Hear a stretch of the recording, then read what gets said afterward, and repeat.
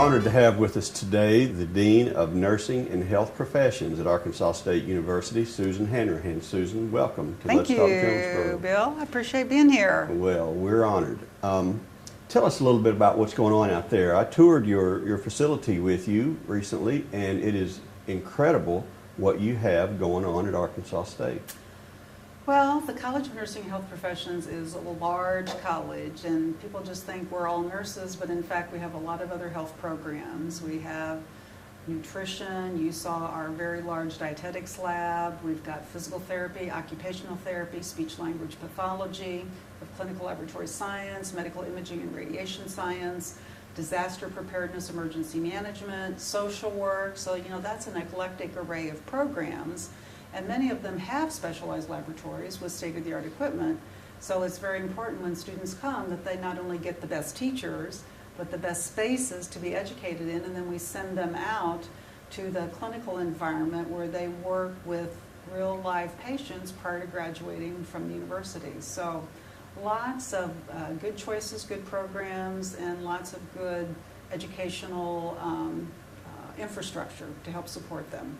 Right, and for those of you like me who didn't understand maybe every word that Susan just said, that is some good science that your children can learn, make good careers out of, and save and help a lot of lives in Northeast Arkansas. And across the state and United States. Our graduates are not limited to Northeast Arkansas. They go everywhere, and everybody's looking for graduates in nursing and health professions. So, whoever, if you talk to a hospital CEO, if you talk to a nursing home, if you talk to whomever you talk with, they are going to want a graduate from our college. That is a fabulous thing. How many graduates do you put out on a regular basis? Every year we graduate over 600 nursing and health professions students, and that's a lot if you just look at them going to our marketplace in this region, but that's why you see them go farther away. Radiation therapy, for example, there's only so many cancer treatment centers in our region, so when we graduate radiation therapists, they've got to go farther away to get a job, and they'll find them because there are plenty of states that don't have radiation therapy programs, and they need those healthcare providers. And we can find ASU nursing and health profession graduates as far as how far? Well, everywhere. All over? They're all over the United States. Some even practice internationally. We have students that do mission work, but we also have students who maybe their husband, wife are in the military, and so they're practicing overseas. Absolutely. That's pretty incredible. What is the enrollment of your Well, our college? programs are, you have to understand, we have what we call selective admissions programs, which means the students would apply to Arkansas State, be accepted to Arkansas State, and then have to specifically apply to our programs, because we usually have a cap on the number of students that we can take in each program, and that's based on our labs that you saw, lab availability, that's based on clinical site availability, that's based on number of faculty. So right now we have about 2,000 selectively admitted students matriculating through our programs, and from that, about every year we graduate over 600 of those. So we have 2-year degrees, 4-year degrees, we have graduate degrees, so even if they come in and get a 2-year degree, go work for a while, there's an opportunity for them to come back and get a 4-year degree. If they get a 4-year degree and decide, oh, I just got a nursing degree, bachelor's degree, but now I want to be a nurse anesthetist or a nurse practitioner or a clinical nurse specialist, and I can go back to ASU and get that degree also. So we have a nice continuum of education. Very good. Now, say I'm a 16-year-old kid looking for a career, got no idea what I want to be. I don't necessarily pass out at the sight of blood, but I don't know whether or not a health profession is for me. What are the clues? What type of things would I know?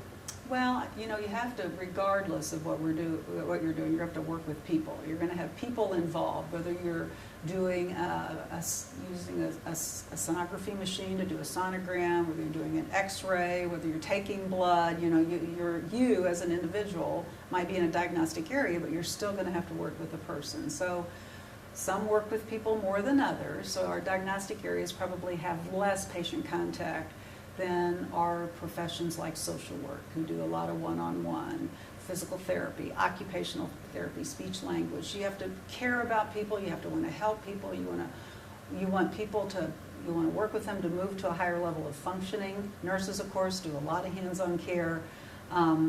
So, and I think you have to have good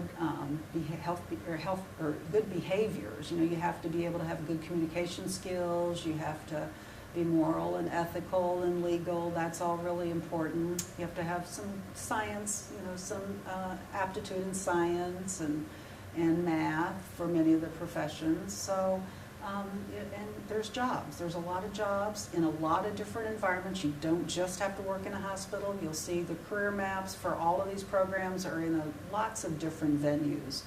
Even if you wanted to be a nurse and you decided, I don't want to do nursing at all, but I'd like to sell pharmaceuticals, there are opportunities there too. So lots of choices, I think, relative to the degrees. Tell me how you've seen nursing change over the years. What are nurses doing different and doing better? I mean, I'm sure there's an array of things, particularly as technology has advanced and science has advanced. But what if I'm a patient in a hospital, or what will I notice? I think patients should notice that we're more patient-centered. We care more about the patient, what's going on, involve their family. Yes, there's a lot of equipment, but at the same time, we can't really heal you. You have to be part of the care process also. So I think our nurses are more customer service oriented. I mean, they really want patients to have a good experience. They really want to understand their needs. They want to help address the needs. They want to give the patient and the family ideas about what to do about those needs now and into the future.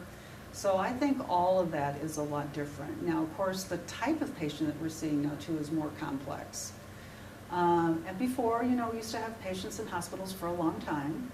And now we really have them in for a short period of time, but they're coming in with more what we call comorbidities. They have a lot more disease processes or a lot more things going on. Besides having diabetes, they may also have high blood pressure. They could also be obese. They also have osteoarthritis. I mean, there are a lot of chronicities often that are associated with our patients today. So it's not like you come in and you get well, but these are reoccurring kinds of conditions that we try to help enable relative to active living for the rest of their life. It's interesting. Now, I also noticed that you had a almost literally emergency rescue vehicle. Two of our newest programs are EMT paramedic. And as part of the laboratory that we developed for EMT paramedic, we do have what we call an ambulance simulator.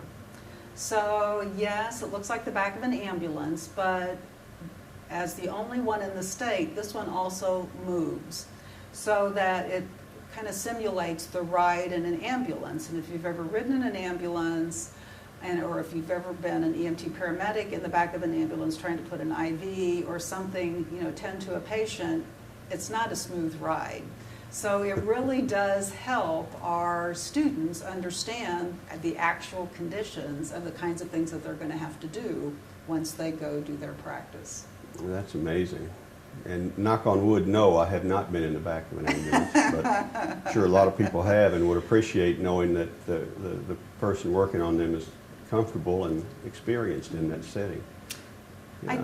We're really proud because I hear from people in the community all the time, well, I was in the hospital and I had a nurse or I had a physical therapist, and I asked them, where'd you graduate? And they'd say Arkansas State University, and they would just beam because they'd tell me we love your students, your graduates were great.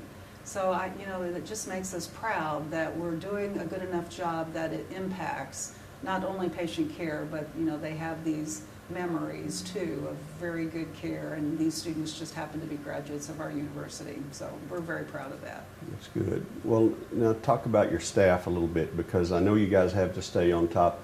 There's a constant learning curve. You're not teaching history. You're not teaching Roman history here. You're learning as you as you teach the art? We encourage, we have great faculty. Some of them are very seasoned. They've been there for a long time. Others, we're hiring more as junior faculty, brand new, so they're learning the ropes. We bring them in with different areas of expertise, but once they come, we also want them to grow in those areas of expertise, whether through more continuing education, more credentialing, get some more letters behind your name, or through research. So there's a lot of ways that they can enhance their teaching, and we encourage that. With their research, we encourage them to present and disseminate their research at national and international conferences, and we help support that so that they can meet other people, network, do things with people internationally. So we have some good connections, I think, through the state, nation, and the region as a result of our faculty and the work that they do. Yes, our laboratories, they have to keep up, and it's not like when I went to school or you went to school, it's not like they write things on the board with chalk anymore. Teaching is completely different. We have teaching platforms, it's very high tech, and it's not just in the labs, but it's in the classroom also. So a lot of the things that are available for students are way different. They don't even have books anymore hardly. It's all iPad driven, or here's where my reference materials are, and it's all quick access, a lot of information. So our faculty really have to keep up in a lot of areas, and it's not just the hands-on practice skills that they teach the students, but it's also through how they're educating the students. Very nice. And what do we see next? You've got a new semester coming up. What does the future hold at your college at Arkansas State? I've been there, this is my 22nd year, and we've added new programs almost every year through that 22 years. So we've grown a lot. We have 3 buildings now of laboratories and faculty and classrooms. As I said, we just started EMT paramedic. We just started last year occupational therapy and occupational therapist assistant, so we've got those in place. We're looking at a master's entry-level athletic training program, so that's something. But beyond that, we work to continue to kind of, as you've already kind of alluded to, enhance our existing curriculums. We've got to keep them current. Healthcare changes, we got to change, so we got to keep things current. We're constantly assessing, evaluating, so enhancement is good. And we provide more opportunities through clinical practice areas or research areas or interdisciplinary. We do a lot of interdisciplinary teaming, putting different students from different disciplines, faculty, together to do scholarship, to do education, or to do service delivery. So I think more of that, we refine a lot of things, we'll add some stuff, drop some stuff. It's a dynamic, always a dynamic process. That's great. That's great.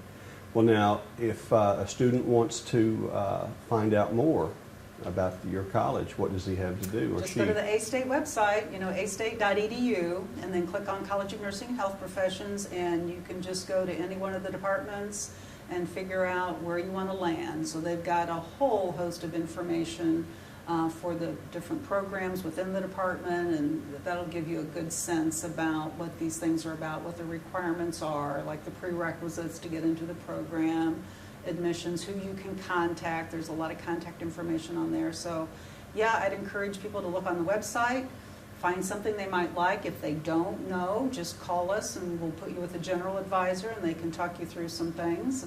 We can make that happen too. And then we go from there. Thank you for joining us, Susan. We're very happy to have Susan Hanrahan, the Dean of the College of Nursing and Health Professions at Arkansas State University. Today we have with us Lecile Harris, Pro Rodeo Hall of Famer, and Doug Smith, Governor's Liaison to Law Enforcement and City and County Government. Welcome, gentlemen, to Let's Talk. Thank you. Glad to be here. Thank you. Lecile, you recently released your new book, and it's called This Ain't My First Rodeo. Yes. And everybody out there knows it really ain't. No, it's just called Lecile. This ain't my first rodeo, and it is doing unbelievably well. I never expected it to do it good. But what it is, it's a different kind of book. It's not a coffee table book. It's a toilet book. It goes by the toilet. That's where people do most of their heavy reading was right there, and it's a biography, but it's a biography made up of like 300 and something stories in there, comical stories and all kinds of stories in there. And each one of the stories are about one visit long in the bathroom, and but not so long that your feet go to sleep. So it's kind of right in that real nice, comfortable gap. Well, tell us this. What are you guys doing in Jonesboro? Letting people know that the rodeo is coming back. Well, I'm coming back for sure. I'll be back in September with the rodeo at the Convocation Center, and it's in September 15th and 16th, I think. And that's basically what I'm here for, is just to let them know that quality rodeo is coming back, and I want all my friends and people that I've talked to on Facebook, and I have rodeoed in this area for years and years and years, even started out at Shugtown. Is that right? Yeah, in the 50s. And so you know these parts. Yeah, I do. And just want to let them know that it's a first-class rodeo coming back to the building, and we're looking forward to it. And the man in the black hat, you travel with him to keep balance, or to stand for stampedes? What do you guys do together? Actually, what I'm with him to kind of remind me what not to do. Actually, by example, or is he the good example or a bad example? I said it now. You figure it out. No, we've been friends for a long time, and he's been in the rodeo business along with me for a long time, and we've just become really good friends. And when I'm in this area, I'm liable to get a call from him any time of the night. I was coming back from Kansas City, from Denver, I think, year before last or something, and I drove the whole way. It's 1,000-something miles, and I had made it as far as right up here in Arkansas, around Forest City. Yeah, Forest City. I was that close to getting home and really tired. And he called in the middle of the night. I get a call from him, said, "Lecile, you need to find a motel room and shut it down. There's an ice storm in front of you, and cops have got stuff shut down for miles and miles and miles." So I'm liable to hear from him any time of the night. And I get a lot of my comedy stuff from him. And some of it's intentional, and some of it's just stuff that he does. It's funny. His real life works out for him. Right. And I just pass it on, and people laugh, and I get paid for it. And I get the calls from him when he needs to drive 3 more hours and he's sleepy. So he calls me in the middle of the night because he wants someone to talk to me. Well, and that's funny that's the modern day cowboy life, isn't it? It's really a lot about driving long distances. Exactly. That people don't know. People think it's a really romantic business. Oh, you're either getting ready to go somewhere, you're unpacking, or you're moving from one motel to another motel, or you're driving to or from home or a rodeo. So it's, and you've got those periods of time in the arena where you have time to relax actually in the arena, and that's where you do your work, and then you're close to the folks, and the folks understand you, and they think, boy, what a great life he has. But they need to pile in that truck when it's over with and drive 1,000 miles somewhere and figure it out. Well, you've been doing this for what? More than 61 years. 61 years. This is my 61st. 61st. Yeah. So that makes you, and nobody would guess it by looking at you, you're going to be 80 this year, aren't you? No, I started when I was 3. Oh, is that what it was? Yeah. Okay, so you're my age. Yeah. Okay. No, I will be 80 in November.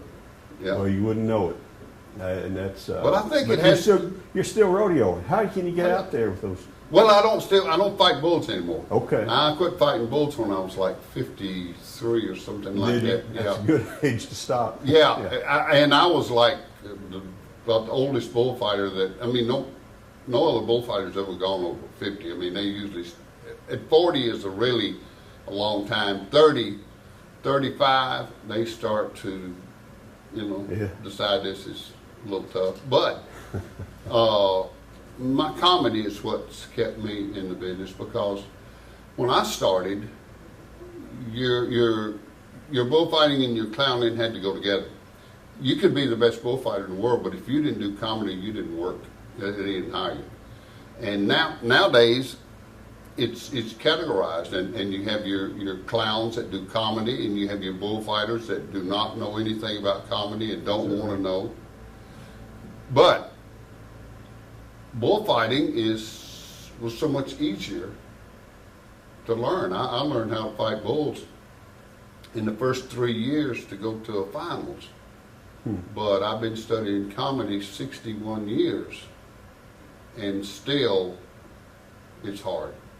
Just finding, especially these days, trying to find comedy that, clean comedy, and that's, you don't see that much anywhere. Rodeos still, it's a family event. Right. It's clean comedy. It needs to be clean comedy, and well done. It's still funny. Yeah.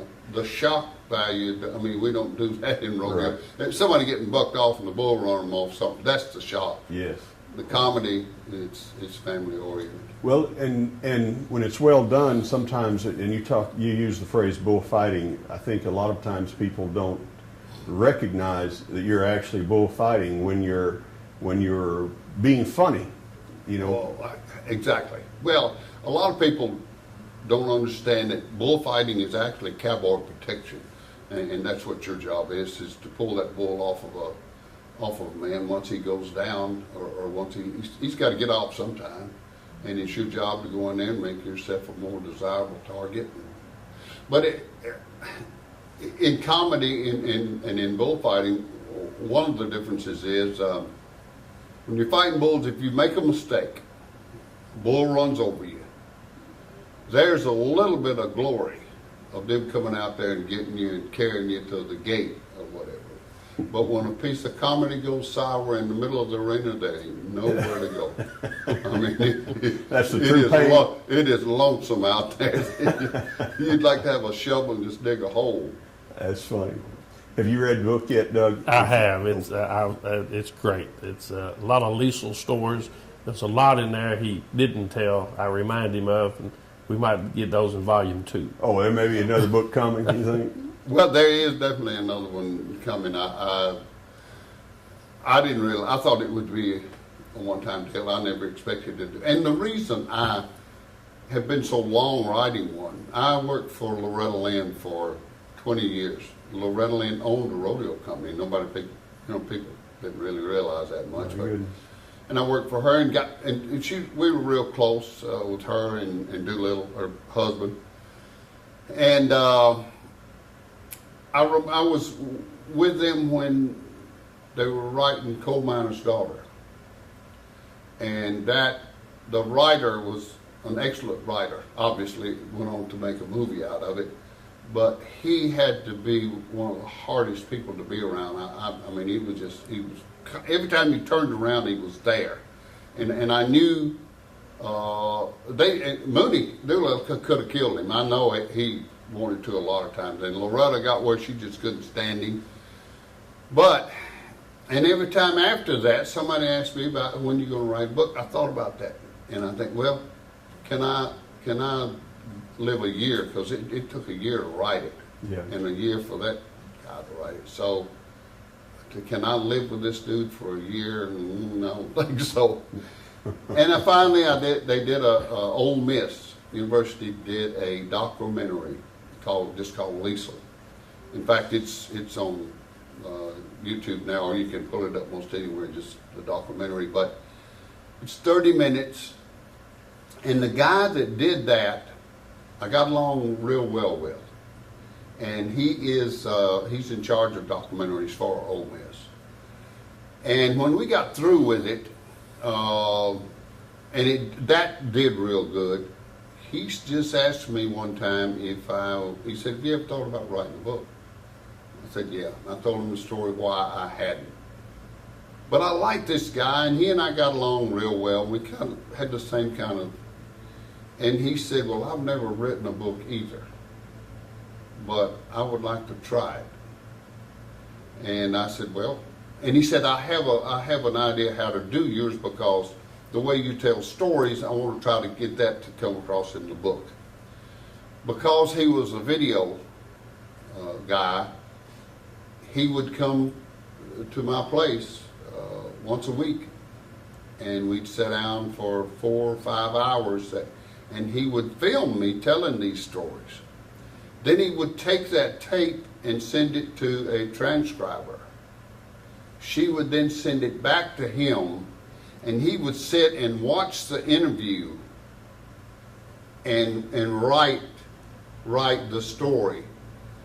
And what he was doing was getting the feeling about how I was saying it and that's what happened to the book, and that's the reason the book is so good, because so many people say when they read it, they can hear me tell the story, you know.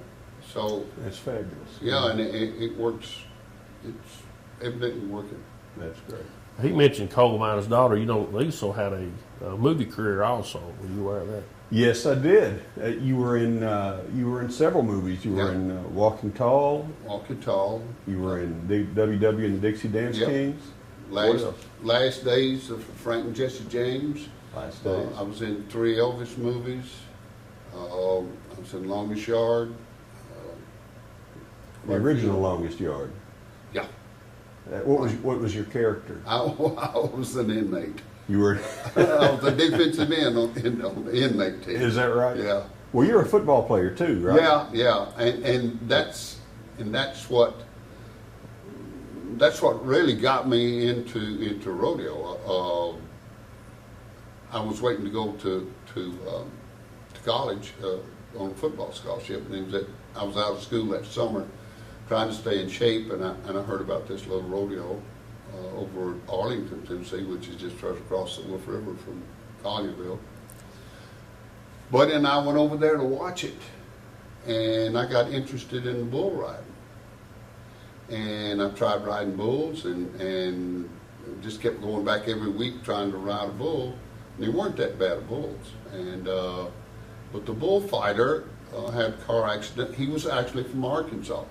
He had his car broke down. He couldn't make it one day, and I told the guy. And I was watching him all the time, and how they were stiff armed. There was so many football moves in the fighting bull theory. So as soon as he said that we were not going to be able to have the bull ride because the bullfighter wasn't there, I said, let me try it. And I got in there and actually I got the job the next week because I got run over so much that week, the crowd like that. So the guys think, well, I'll just hire you and just let you get run over next week again to try to draw a crowd. So that's how I ended up learning to fight bulls. So all of and then when I went into the professional end of rodeo, because I had never seen or watched a real bullfighter work, I didn't know their theory about it. I didn't know their style. So I developed a style of my own, which was totally different from anybody else's. So when I went into the professional end of it was different from everybody else's, and it worked. And it gave you a trademark that people recognized you with everywhere. And like I tell people before, I said, the mistakes I made fighting bulls, I didn't copy from anybody else. They were my own mistakes. I mean, I made them my own self.